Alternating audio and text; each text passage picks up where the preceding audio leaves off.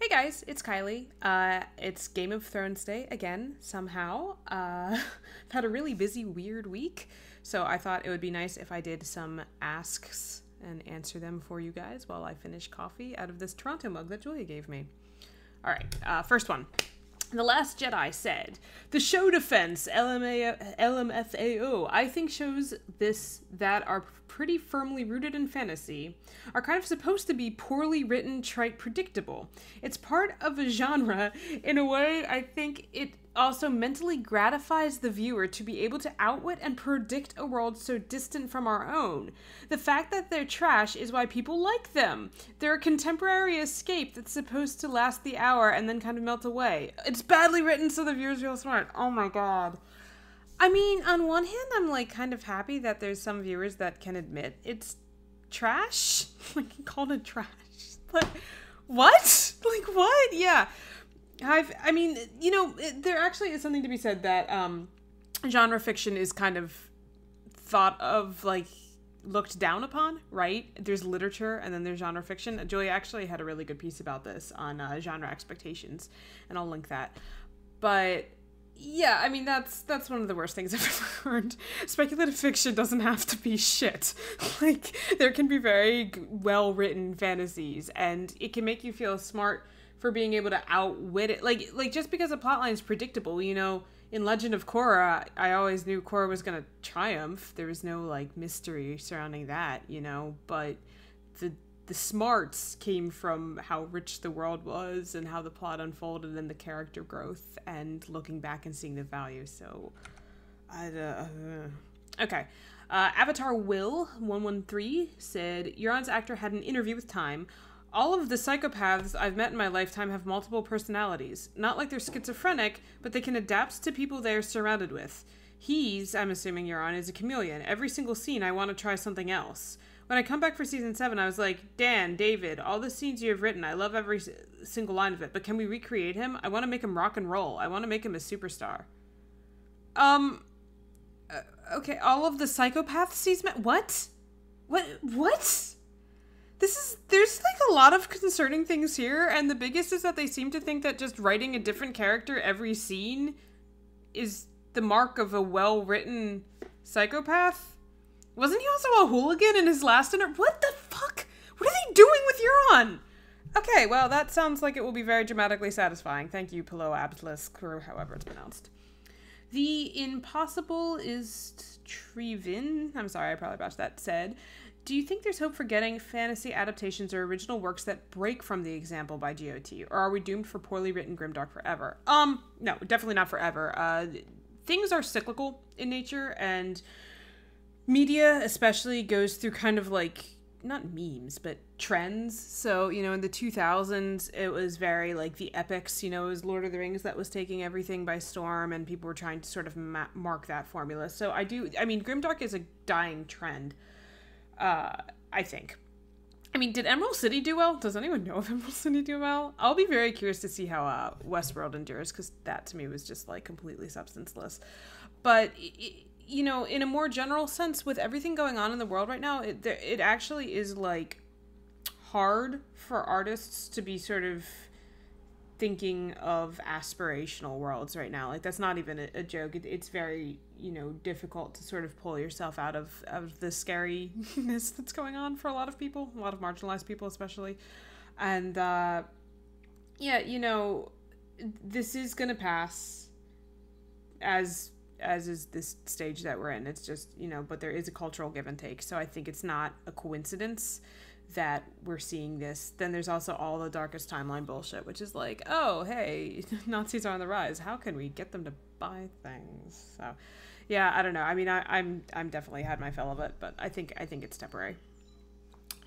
Okay, Anon said, "I've noticed a worrying trend since last episode. People say that the show was too feminist before. Sorry. So they're happy that there's finally a strong man to put those women in their place. Euron killing the fan fakes and taking out other women prisoners. Because that means the show takes gender politics and social justice out of the show. Many even call him a fantastic character. I know the YouTube comment section was cancer, but that's too much. Yeah, you know, if you're on YouTube, just, like, forget it. That's Reddit, but without any thought behind it. Like, just done. I say, posting this video to YouTube.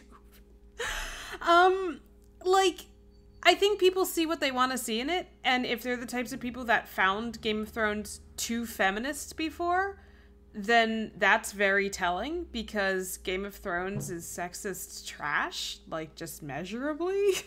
Even season 6 with the women on top, it was all through this incredibly patriarchal definition of empowerment, and, like, you know, oh, cool, it's feminist because women can be violent, like, assholes too. Like, what? No. So there's not a whole lot of feminist takeaways from this show, even though I think Benioff and Weiss might think there are. So maybe that's it. But no, taking gender politics, just, well, that's the other thing too. Like, this is the men are generic, women are special, right? Like, if female characters get killed off, suddenly it's a commentary against, you know, gender equality or feminism somehow. But if a male character gets killed off, you don't really think anything of it. So it's just, there's a lot of, I mean, yeah, don't take that to heart. That's just a lot of shitty commenters being shitty.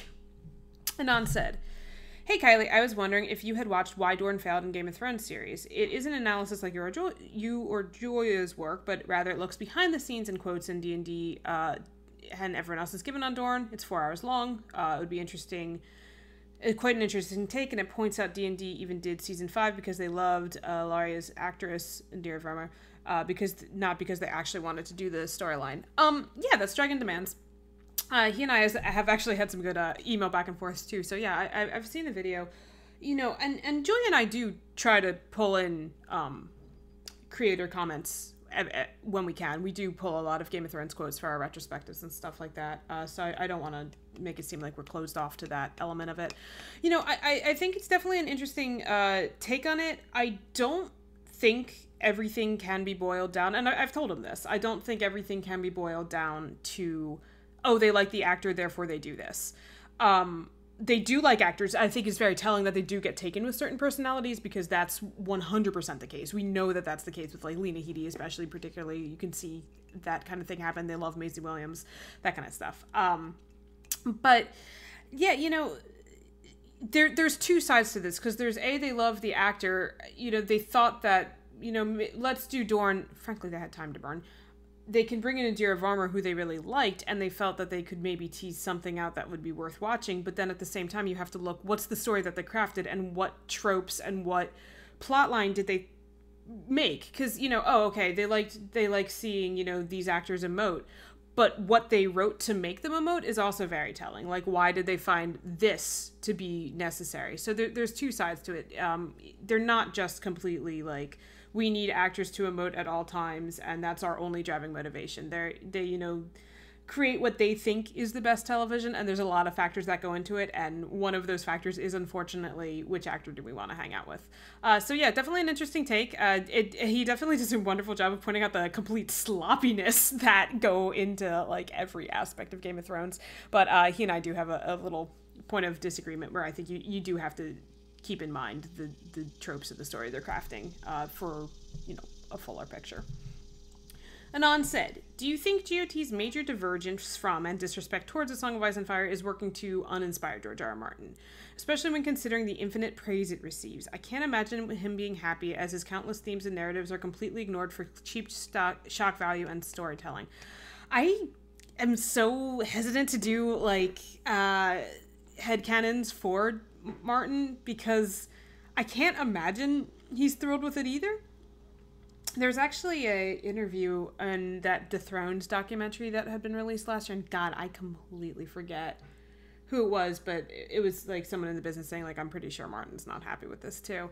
And, like, I mean, who knows? Who knows what makes him inspired? Who knows what gives him writer's block? If I were a writer and this is what I was seeing, I'd probably be a little, like, that sucks about it too. And I think too, which is part of it, is that he's so much more in the public eye, you know. When he was finishing A Feast for Crows, he had fans, but it wasn't like this. It wasn't like every single news outlet crafting these theory pieces. Oh, it's secretly written. Like, I think there's just an enormous amount of pressure on him that he didn't have before. So yeah, that might play a factor, but, you know, I doubt we'll ever know. Anon, How are we supposed to take any political or military situation in GOT seriously anymore if all it takes is a bastard, not even a ruling line, can take over a region by murdering the ruler in front of his guards? If someone accused grievous crimes tops Mad Eris, blows up tons of people in the middle of the capital, if a guy from a group of poor and barren islands builds 1,000 ships in record time, at this rate Hot Pie conquers them all with his randomly appearing army. I mean, who said that we are supposed to take them seriously other than critics? Like, it's just slop. I can't take it seriously. This is exactly why I can't take it seriously. Like, oh, they needed Euron to have a fleet, so he does. They need Cersei to have blown up the steps, everyone to know about it. Like, Hot Pie knows about it, but she's still in power. Just do it. Go for it. Creatively, it makes sense because it's what they want to happen. I can't take it seriously. I have no answer for you. And that said, you must like boring shows that are 90% talk like Breaking Bad. I actually didn't really watch Breaking Bad. I mean, I understood the conversation surrounding it, but that, I just don't see, once you get through the plot, I don't see a ton of rewatch, but that's just my own personal thing with Breaking Bad. I do happen to like boring shows that are 90% talk. Yes. I also like interesting shows that have a lot of action in them. Like, hey, I talk about Legend of Korra and never shut the fuck up about that. And that's got a ton of action. So I think it might just be more accurate that I like good shows with, complex characters and conversations that actually sound like conversations and plots that make sense and rewatch value. Yeah. Mm-hmm. Anon, why is Euron so into Cersei? Does he want to be king? Is there a logical reason or is it yet another sloppy attempt at moving the plot forward with some overly contrived conflict between the show Lannisters and unbalancing the perfect love they share? I think it's actually even less than that. They had Deadpan arrive in Westeros and they realized, damn, she's just going to destroy everyone, so how can we even the playing field? And then they also needed another villain that isn't the White Walkers for this season, and Ramsay's dead, so who do they make the ultimate villain? Why not Euron? I don't know. It seems really backwards and stupid to me. Does he want to be king? Sure, he's a hooligan. He asks himself what a hooligan does, and he does that thing. Where is the map room? In episode 1, it's behind the throne, but in episode 2, it's not. Dany and company entered the throne room from the front, but weren't they in the map room when Melisandre announced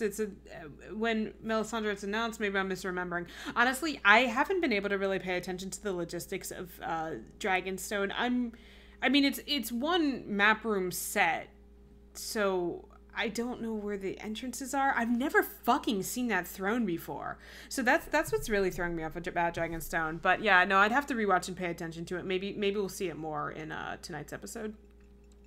Anon, Sherlock comes to mind as the most overrated thing ever, and they do have budgets and lots of awards. Yeah, it's actually interesting you say that, because I just watched H. Bomber Guy's takedown of why Sherlock is such a actually bad show, and it sounds like there's more logic to it than Game of Thrones, which is the lowest bar possible, but he brings up some points that are really interesting, and I think there's some good parallels between the two shows, including critical reception. So I'll link that. Anon, I miss a lot of the season 1 stuff.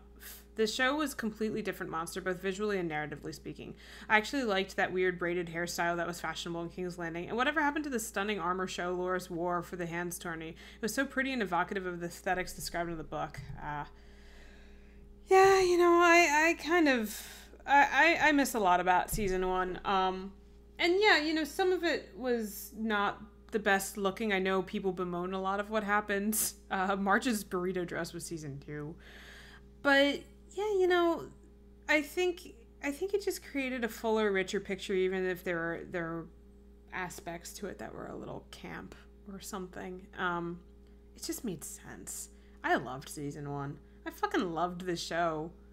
I was just so into it. That's why I started reading the books. It's just, I can't even go back and watch it now, because it's like I know what it's gonna turn into. I dreamed a dream. Oh yeah, I got an anon from that video. It was like, your arms are fat. That someone felt the need to come in and tell me that. Okay, thanks, buddy. I'm not answering that ask, but oh my god. All right, I'm almost at the 15-minute mark, so I'm gonna pop on out of here. I got through 12 of these, I think. So that's not a bad clip for me. Chugging coffee right beforehand helps. But yeah, check out thefandamentals.com tonight and follow along in our live blog. It should be a good time. And I'll talk to you next time on the Unabashed Book Snobbery podcast or the next time I do one of these. Okay, bye.